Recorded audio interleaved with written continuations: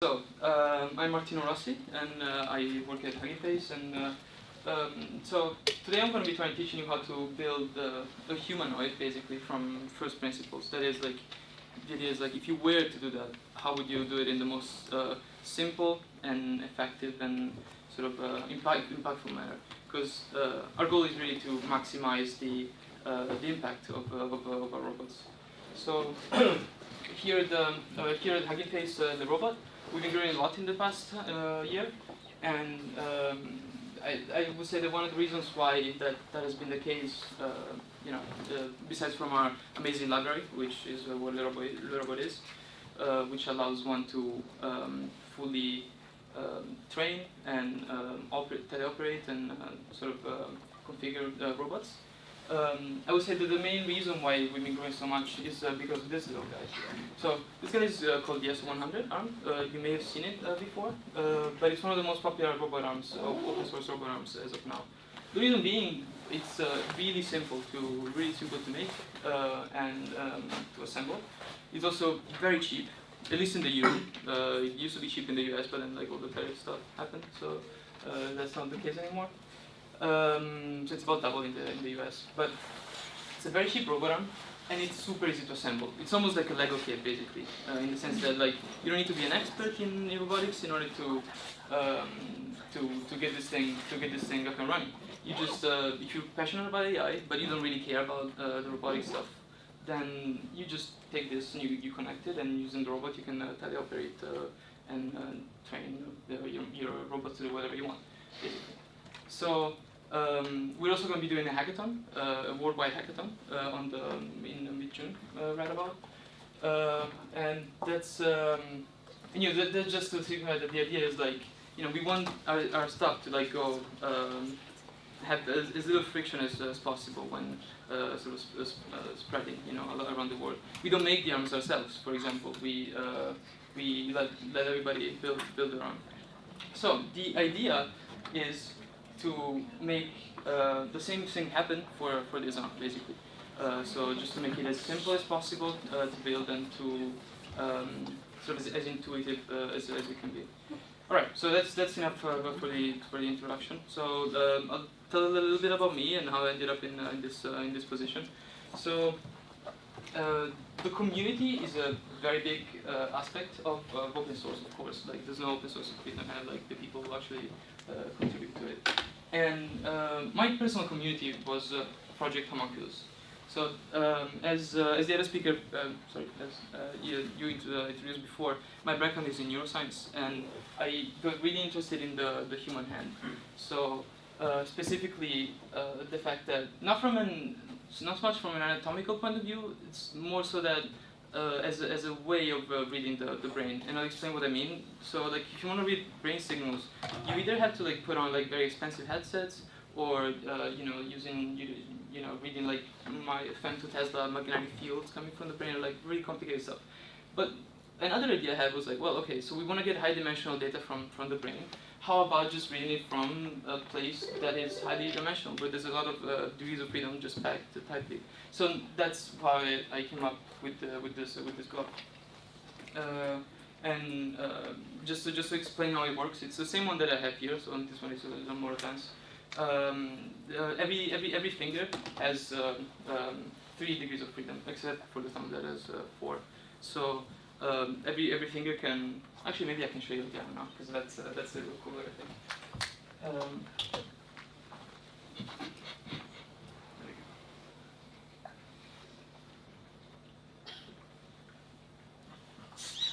Okay. So just to make sure that everything is calibrated, because I don't want any like rogue behavior. Okay, there we go. There we go. Okay. Yeah, the shoulder is always the most tricky. Okay. So yeah, right. This is the Hope Junior robot arm, basically. It was made by Rob Knight. He's the same guy who made the S100 arm, and it has 23 degrees of freedom. So we have the shoulder movement. Then we can also open and close the shoulder like this. We have elbow movement. Then we can also rotate the elbow like this. Then we can move the forearm, and then the palm up and down. very slightly. you may notice the fingers are a little floppy. That's because one of the fingers actually like disconnected from the wires, unfortunately.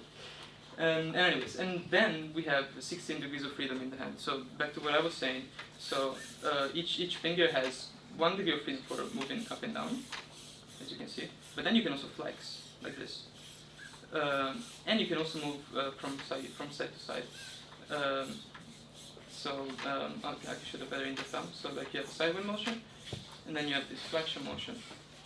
And the thumb is an extra movement here at the top. So you can also flex the little phalanx, which you cannot really do with the other fingers, because I mean you can try, but it's like really hard, you know. So it's under actuated. That would be the right term. Yeah. So that's cool. So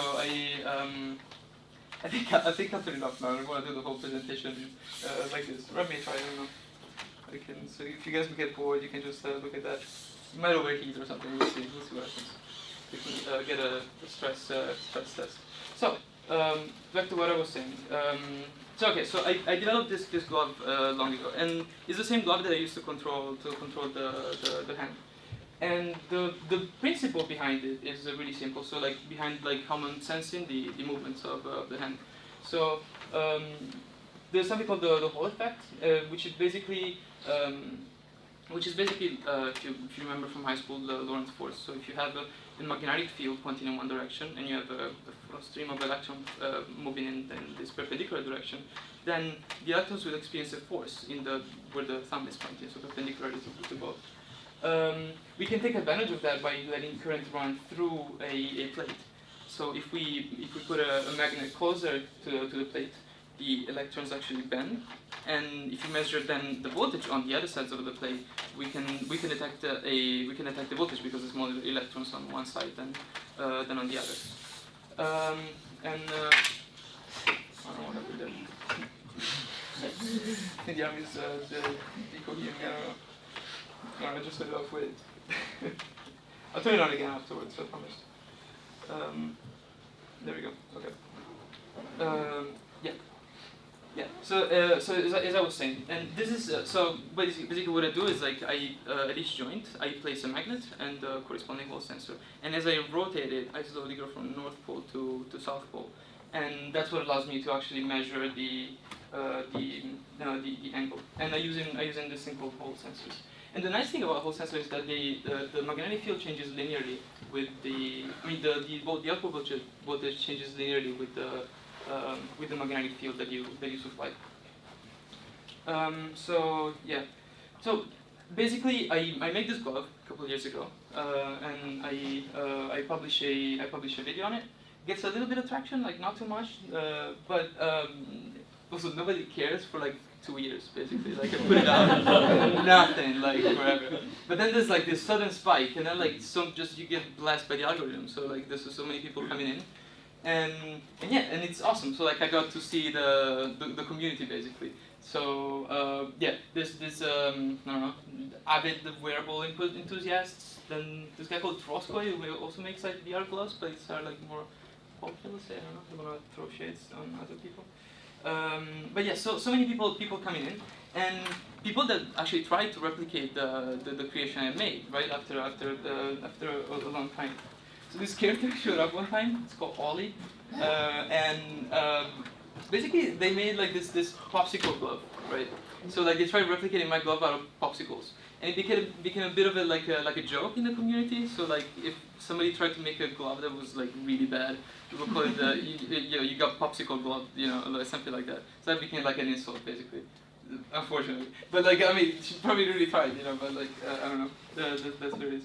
This guy from India made one out of cardboard and like magnets that he found like in I don't know where, and allegedly everything worked. Like he wired everything up and everything was working. Although I've never seen it functioning in person. So alright, I start with the bad examples just to get them out of the way.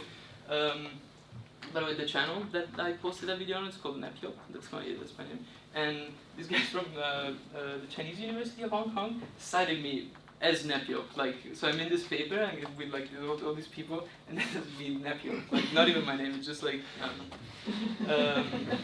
But they are using the same. They're using the same technology that I developed, and they cited me, which is not like, you know, you shouldn't take that as a given with open source. You know, so people just take credit maybe. You know, that can also happen, but it hasn't happened so far, which is nice. This guy's an absolute tech nerd, and he basically remade the whole thing. He made it look way slicker, and he updated the sensors and all that, which is really nice. Now, the one thing I want to highlight is like just this aspect of like you know, how much you get from open source. It's not like that you're just giving out stuff. Like, I got to learn from these people. Like, I don't know if you remember the first glove I showed. It had no screws. It had like, we just had together with glue. You know, it had like no engineering background whatsoever. As I said, I mean, I came from neuroscience, not from engineering. Anyways, yeah. But the blessing came when this guy named Wakadillo joined the server, and this is like the reason why I ended up at Hugging Face actually. So countless people tried replicating the glove, but like as you saw, like very few succeeded. Most people were like not, you know, they didn't even try probably. But it's like really difficult. It's a difficult build to like pull off. This guy like kept going, and he was showing results. And sure enough, like he ended up like replicating the glove exactly. So I got a little angry, so I like replicated it back because I thought it would look better than mine. So I kind of wanted to like, you know, I was doing a little bit. But he kept going, and basically what he did was like, he didn't care about the neuroscience aspect of it, he didn't care about any of that. He wanted to connect, which you might think is the obvious thing to do, the glove to the robot arm, which is what I'm doing now. Now, the creator of this hand is called Humanoid. He works at the robot studio, and this guy is a total genius. Like this robot is made out of like this was before 3D printing, so like he would make his own like parts by hand. It's like this thing called polymorph that you like need to heat up in the microwave in order to actually, and then it takes shape, you know, and then you can kind of mold it into whatever you want. But anyways, he made this Daxan, which is I think the only good open source robot hand that is out there. And yeah, so like so he got in contact with so Max asks him for a missing piece, and he sends me a video of the glove connected to the hand. And then Rob invites him to the Humanoid Summit, which happened back in December. And he was there with Remy Cadine. He was actually working on this. I'm just going to some footage from the Humanoid Summit, whatever. He was working with Remy Cadine, who's you guys probably know, he's a pretty well-known researcher, ex-Tesla, and now he's the head of robotics at Hugging Face. Yeah, they were working together on this robot arm, which is the one you see here. Back in the way it was in I want to say December or something like that. Yeah, so like basically, it's, as I introduced, it has 23 degrees of freedom. The fingers are held together by literally like fishing wire. So there's no like bearings or anything like that. Basically, the fingers are just held together like that by wire. And yeah, and it's tendon driven. So like the mechanism behind how the fingers work is there's spools in the hand. It's easier to show you if I could like turn it now, but I don't want to turn it back on. There's spools in the hand that like actually pull on the fingers, and then you have springs on the back that like kind of pull them back, and that's how you get this motion. Now the fortunate thing was that this hand happened to have exactly the same degrees of freedom as the glove I made, which made it the perfect fit. So yeah, we went to the Humanoid Summit. We connected, and that's when I ended up here at Hugging Face. By the way, Wakadillo now works at NVIDIA, so we all ended up. It was all for the best, I guess.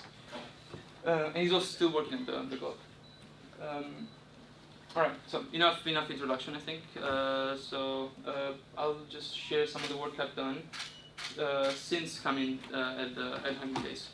So the first thing I did was, well, as you saw, so like I connected the glove to this arm, but I had no way of controlling the actual rest of the arm. So I still had 7 degrees of freedom missing, and the way I addressed that was simply by extending the glove all the way up to the shoulder. Now, this was a little bit naive initially, because like, it's fine if you're like holding parts together with screws for the fingers, but like once you start, once the torques start getting like a little bit higher, you sort of need to use bearings. You need to use more sophisticated parts. Yeah, just some more videos of how that works. Yeah. So the solution I ended coming up with, and this kind of goes back to what I was saying with what we're trying to achieve here.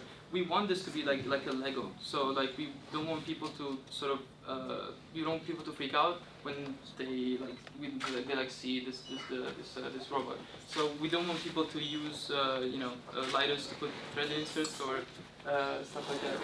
So. And we want people to pay as little money as possible. We want this to be as cheap as possible. So the price for the arm and the exoskeleton is around 500 euros. And the way we accomplish this is twofold. So like the teleoperation system is very cheap in the sense that we use the Hall sensors and magnets, which makes the whole thing around 50 euros. And the way that this system differs, and also we don't do any soldering. So like we basically take the sensor and we put it directly in the JSDs that we connect to this board that I'll talk about later.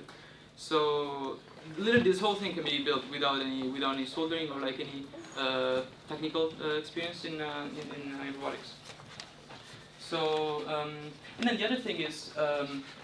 And this gets into like one of the distinctions. There's two different types of magnets that you can use for Hall sensors. What people commonly use are diametrical magnets, which are diametrically magnetized magnets, which are a little harder to come by, but they have this very nice property that if you read the magnetic field around the edge of the cylinder, you actually get a pure sine wave. So what I'm doing here is basically putting two Hall sensors at 90 degrees from each other, which gives me a sine wave and the corresponding cosine, because of the phase of pi over 2. And then I can just do arctan in order to figure out like what the angle is at the Hall sensor. So we get double the resolution basically, and we do it for cheap, basically cheaper than what an encoder would be. So yeah, there's just some of the thoughts. All right, okay. So that was one thing. The other thing was like, all right. So Rob put this thing together in about a couple of weeks, and he did a best guess for what the finger should have looked like. So again, we had the same goal, just making this thing be as cheap as possible. But the problem is like that with rolling joints, which are really like, if you can imagine, there's two parts to the rolling joints, the joint, so joint A and joint B. You basically tie a wire in an A fluid. So as you rotate the joint around, then the length of the wire stays the same. But that's not the only situation in which it stays the same. It can also stay the same if, for example, if you shear, because the distance between the two stays the same, and if you twist. And you don't want that, right? Like you want your robot to be operating for like maybe, I don't know, 20 hours or something like that. You don't want to like fix the dislocated fingers or something like that, or you don't want the robot to do that himself. So there's a variety of ways you can address this, and you can address each probably individually by adding gears, but you can't really fit it in gears that well. So the solution I came up with was basically inserting screws into each joint, which stops the wires from slipping from one another, and leaves us with just this nice motion. And that has the added bonus of being really sturdy. Like these are really difficult to dislocate. Yep. And yeah, so this is just the redesign time for the arm. Alright. And finally, the last thing I worked on was this PCB. So just to make everything solderless, you need to make like a printed circuit board that can accommodate these cables. You need something to put this cable in. And yeah, so me and Max ended up making this PCB, that reads data from all this from all the Hall sensors and then just sends it directly to the arm. Which, by the way, if I mention, is the advantage that you don't need to do inverse kinematics, for example, which is something that you would do if you were trying to control with, say, like an IMU, or if you were trying to use some, like a VR headset, or like there with some controller. You need to do any of that because you just send data directly from joint to joint. It's just a direct mapping, and this has the bonus of having no latency. So because we don't do any interpolation. Anyways, this was not completely solderless though, because you still need to solder the ESP on the board. So what we ended up doing was basically embedding the ESP on board, which made the whole thing solderless. But now we also add a little bit of a problem, which is a little bit more subtle, and that is when you're making a sensor from scratch, you really want the sensing to have the same range as the sensor. You don't want your sensors to be outputting a voltage that is like only a fraction of what you're actually capable of reading. Now, luckily, the Hall sensors behave linearly both for under different magnetic fields and under different voltages, which means that if you want a lower voltage out, you can just apply the lower voltage in, and that stays nice and linear. So what you can do is like you can change the amount of voltage you're supplying. Now, there's one subtlety, which is like for the ESP32, the actual range is about from 0 to 2.9 volts. And you never get there with the Hall sensor because the lowest you can output is 1 volt. So you need to do two things. One, you need to supply a higher voltage, and second, you need to shift that voltage. You need to add like a bias. So it's like basically you're doing a linear transformation. You have this range initially for the sensor, and then you need to linearly transform it, and that gives you the maximum range of values, which means that you get more accurate motion, which reduces stuff like shakiness, for example. Yeah. And the way that was with this simple circuit that uses 3 op amps. So one op amp has 2 op amps act as voltage buffers. So the first one outputs the 4 volts that we then supply to the Hall sensors, and then the second one supplies the bias that we subtract the voltage coming out of the Hall sensors from. And yeah, and this third one basically does a subtraction. So what you end up with is having this nice voltage range for all the Hall sensors, and these are the PCBs that I'm reading right now. There's one problem we ordered them, which is that like they can flip. We had to like unsolder them and flip them around, but that wasn't too bad. Okay, so I mean that's all the work we've done since January pretty much. There's a lot of stuff that I had to make, but I honestly didn't know how long the talk was gonna be. Of course, I mean, this is an embodied AI contest. I haven't talked about the embodied part yet. Yeah, I mean, of course, you can when you can teleoperate, you can also record data, and once you can record data, you can train policies on your robots. Now we'd have to see. We've already tried ACT. We did a little. Which I wanted to replicate today, but unfortunately I won't get on with it. We did a little demo for rock paper scissors. So we basically just on the hand we basically trained the model to like always win a rock paper scissors based on the input. And if you remember at the hackathon. RL might be more difficult because of the high dimensionality of the arm. So already RL is challenging on the SO100 when you are operating in end effector space, but it's more difficult to fit the model like the motor positions in joint space than it is to fit the end effector. And with this, it's not even clear what the end effector will be. So yeah, that's something that we need to figure out. And we need to be addressed.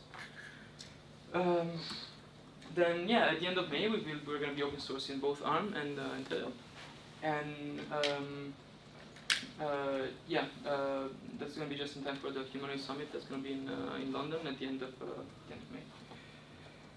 And yeah, I mean, and finally we're going to make the rest of the Humanoid. So this is just the arm, right? Glad you guys stuck it through, but like, yeah. So this is just the arm. We need legs at least and torsos. Maybe not a head. Maybe we can get a head. We can get away with just a screen.